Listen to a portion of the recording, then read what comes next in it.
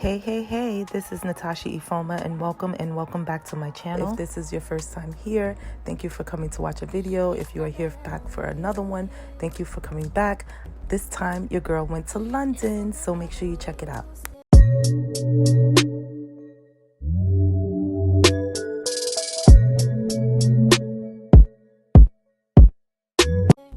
So I flew with North Airlines, which was cool. The first class wasn't all fancy, but getting off the plane quickly, the free drinks and the extra space was cool.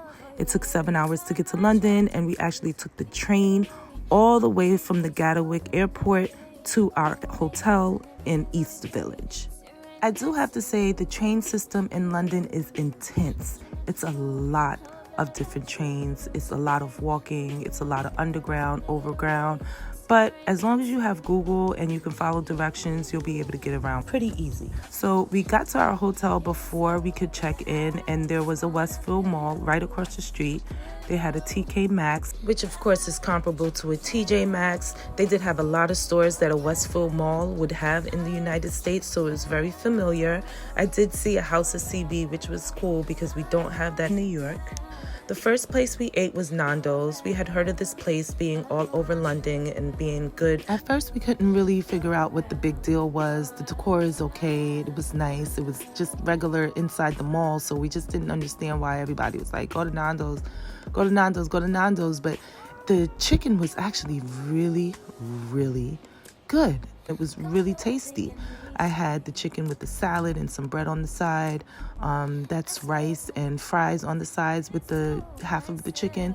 So it was a cool place to eat for the first time in London. I mentioned that we stayed in the East Village, which is only about a 5 to 6 minute train ride from central London. We stayed at the Gantry Hotel, and it was right across the street from Stratford train station and Stratford International. They were literally right across the street from the hotel, so the access to get around to wherever you needed to go was really great. There were also buses outside of the hotel. The hotel had an STK at the rooftop. I won't go too much into the hotel because I do have a video specifically about the hotel that you can watch if you're interested. If you look out the window, you'll see exactly what London looked like for most of the time that we were there.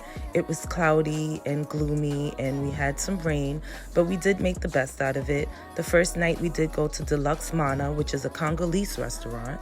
This was a restaurant lounge type of place, so it was open late, and I did have some lamb and some jollof rice and a nice drink that they made, some type of rum punch.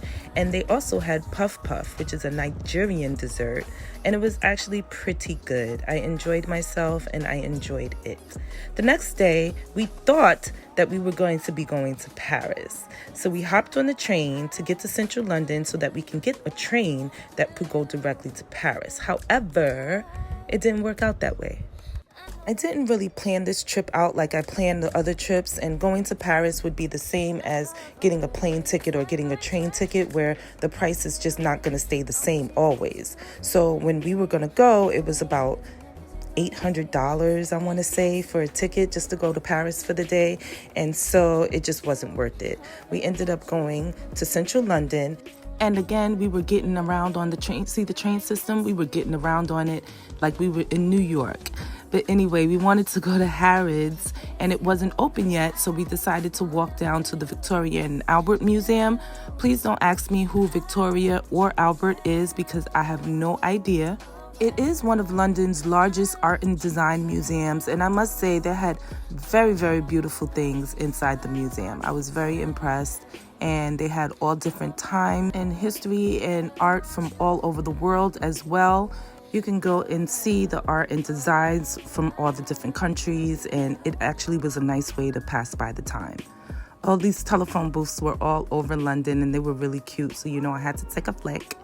And so we took the double-decker bus back to Harrods. It was probably like 8 blocks down, but we wanted to experience the bus ride, and it was cool. Everything was paid for by phone. All the tickets, all the train tickets, bus tickets, everything, you just use your Apple Wallet for it. So I thought that was interesting because we still have Metro cards in New York. We did end up making it to Harrods. Harrods is like a department store comparable to Saks Fifth Avenue. So the first place we went to eat was E.L.N.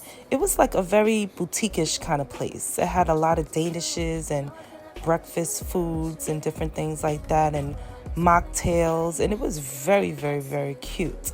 I enjoyed this place. I had a sandwich. I had a like chicken chipotle kind of sandwich, but the decor is just really, really cool in here.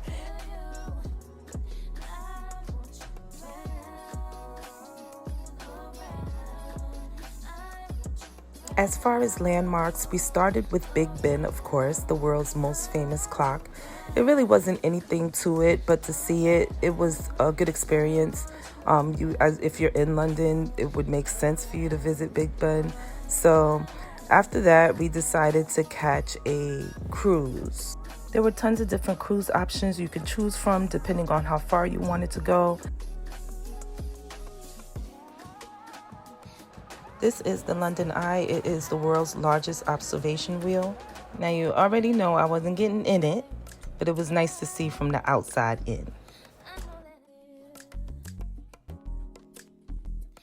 I definitely love the architecture in London. I definitely fell in love with that. But the weather, I tell you, it was just gloomy all the time. I don't see how people can live here. I just don't see how they can do it. The sun peeked out a few times, but in general, it was just clouds everywhere. So that was something that I was just like, I don't know if I ever need to come back here. But anyway, the architecture was absolutely amazing.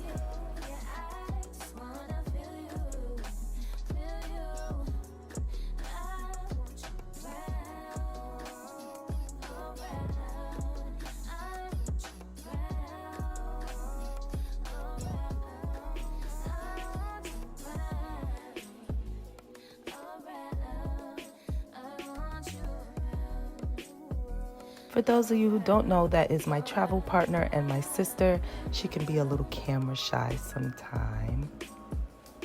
I was so impressed by the Uber boat. Do we have that in the United States? So cool. And by the way, you will need a converter in London.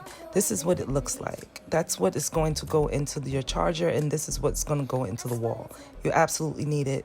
No doubt about it. No matter what you read on Google, you're going to need it. We borrowed it from the hotel.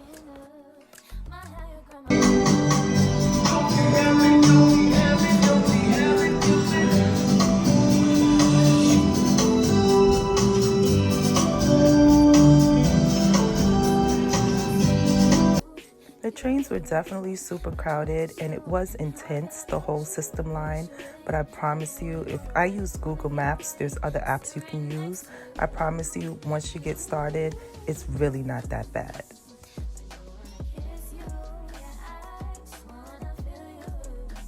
The next place we went to eat was Inish, which is an authentic Nigerian restaurant. They had all types of authentic Nigerian meals, including fufu, and it was exciting to be there. Their drinks were really good. The service was really nice.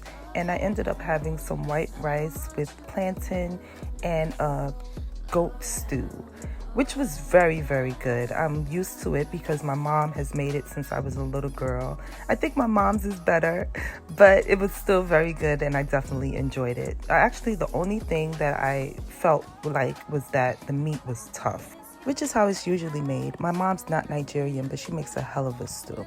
We stopped by Selfridges, which is another luxury department store. They had some really nice things. I actually was trying to get a pair of Valentino slides, which were much cheaper in London than they are in the US, but they did not have my size, so I was so disappointed. But that was okay. I did end up making a purchase. I purchased perfume and some re-ups from MAC, so I was satisfied with that.